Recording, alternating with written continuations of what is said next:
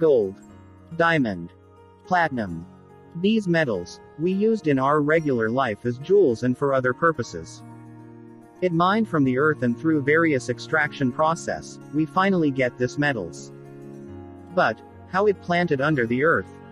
How it came to earth? Billions of years ago, the crash of two neutron stars resulted in creating metals like uranium, gold and diamond.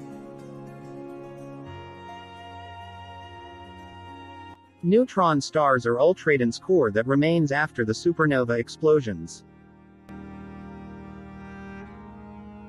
This collision seeded almost billions and billions of tons of these elements to our solar system.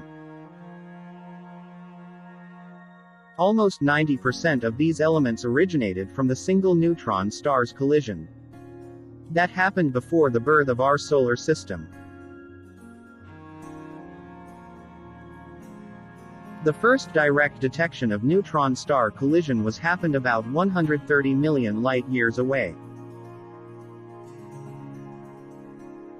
These precious metals are the product of the two neutron stars' collision.